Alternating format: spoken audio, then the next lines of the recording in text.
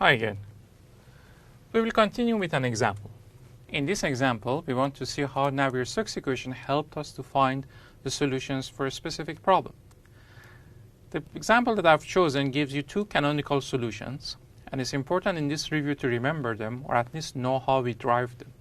The physical aspects of these two solutions are also important to keep in mind. Example is relatively simple. We have a rectangular block. We can assume 2D flow, which means that into the board, the dimension into the board, things, which is z in this case, things are not changing along z. Everything is repeating itself from one xy plane to another xy plane. And the coordinate system that I've chosen, as you have noticed probably already, is x and y in this direction shown here. There's a stationary block on the top, and there's a lower block that is moving from this side to this side with velocity u given to us. What this block is doing by moving from this side to the other side is carrying some viscous liquid beneath this upper block. So there's a viscous liquid with density rho and viscosity mu that is getting translated from left to right because of the motion of the velocity, motion or the velocity of the lower plate. What we can do in most of these problems, starting with an assumption for the velocity field. This problem is a steady state, so you can assume that velocity v in the x direction, the component of x component of velocity vx, is only varying with y. That's an assumption that we do. And using this assumption, we can actually plug it inside Navier-Stokes equation and see whether we can solve it or not. How we got this assumption and how we used it, you can actually think about it in a little bit more, I would say, advanced manner by thinking about the fact that we need to always satisfy continuity equation too. So del dot v, or the divergence of velocity, should be 0, which tells you that dvx over dx plus dvy over dy should be equal to 0. In other words, you can clearly see that if there is no, for example, in this example, if there is no dependence of Vx with respect to x and dvx over dx is 0, then Vy would have no option other than being constant with respect to y. Dvy over y should be constant. And since Vy on the lower wall and upper wall is 0, Vy everywhere will be 0. So the fact that we only are left with Vx, which is varying with y, combined with continuity equation, can give us a little bit even more insight about kinematics in this flow. We have already seen that, and I'm not going to go through the details of those assumptions and those manipulations with conservation of mass or continuity. Instead, we are going to focus on equation of momentum, which is Navier-Stokes equation. If we solve this equation, we will see that we get a second order differential equation that we need to integrate twice. And each time that we integrate, we get a constant of integration. So we need two boundary conditions. And the boundary conditions that in this problem become relevant and important are Vx at y equal to 0 being equal to u, and Vx at y equal to h becoming equal to 0. The lower wall has a velocity u. The upper wall is stationary. If we use these two boundary conditions, we can find the two constants of integration. And we find an expression for the velocity profile, which will be Vx normalized over u as a function of y would be equal to the first term captures captures the motion of the wall. So that would be I would use a blue color, u multiplied to y minus y over h. And the second term would capture the effect of something else. And that something else, which I will write it in a moment, comes from the fact that you are carrying the fluid, but you may have a pressure on this side that may be actually lower than the pressure on the other side. So you may be carrying the fluid by the motion of the wall against a pressure field.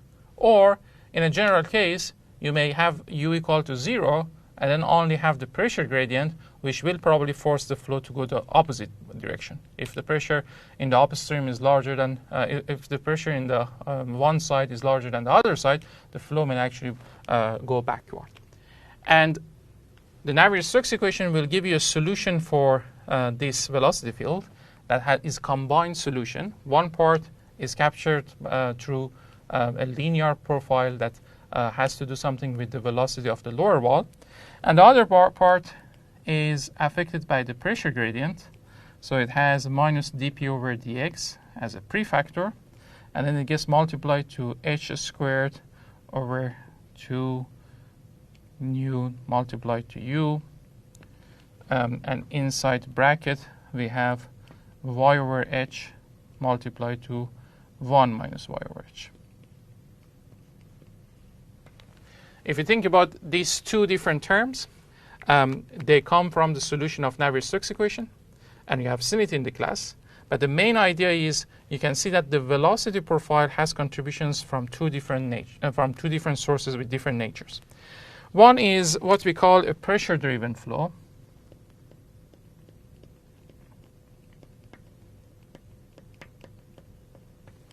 Or, as you have remembered, is Poussey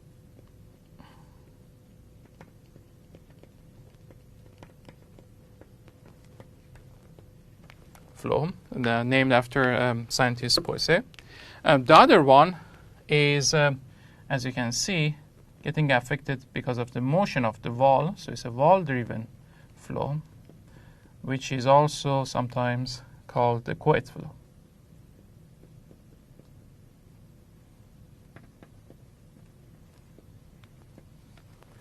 Your solution, really, the entire velocity profile is the sum of these two contributions.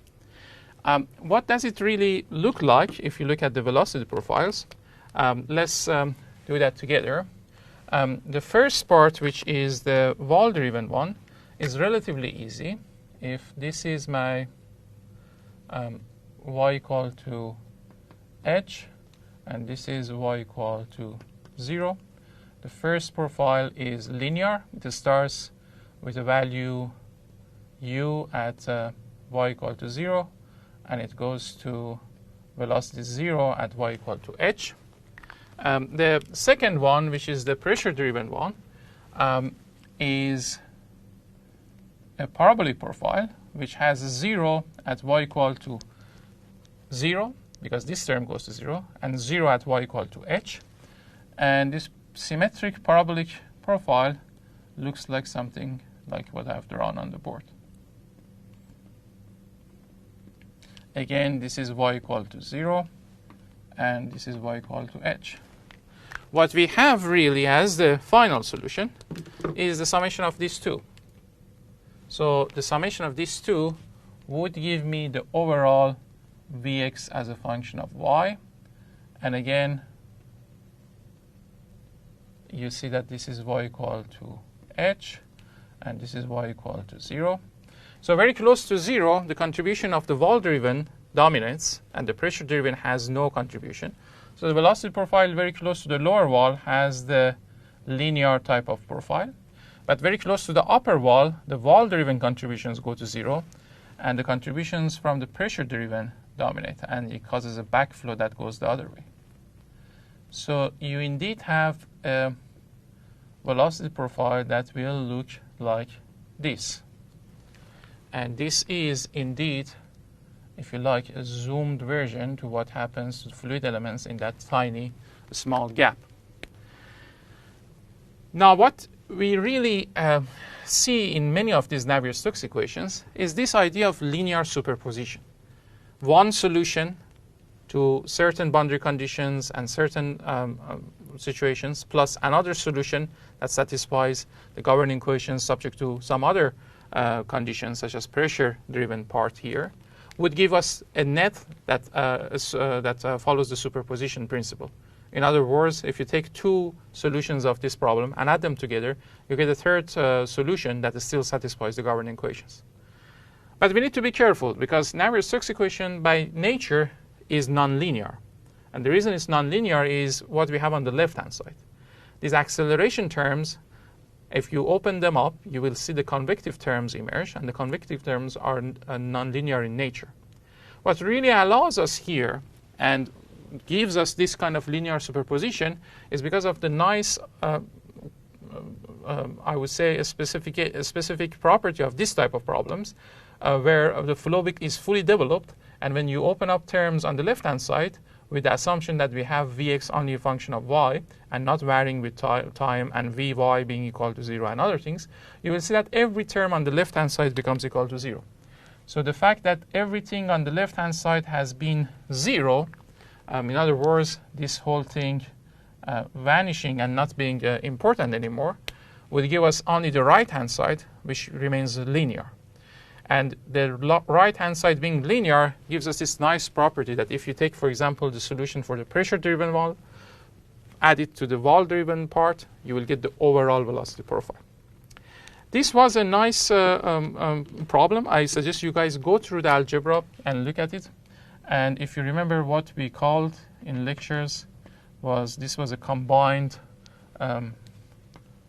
Couette-Poiseuille, and I need to make sure that I am not making a mistake in writing the name correctly.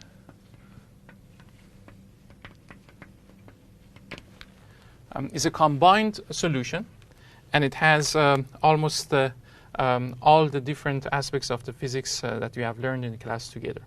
One thing that you may like to do or remind yourself is what will happen when there is no Couette and we only have Poiseuille, but instead of a rectangular channel, we are in a cylindrical channel or a cylindrical geometry such as a pipe. That is what we will do in the next movie, and we will do a short review of the pipe flow and show you how combining ideas from Navier-Stokes equation can give you some practical engineering numbers and calculations that can be used in design of pipe networks and other similar systems.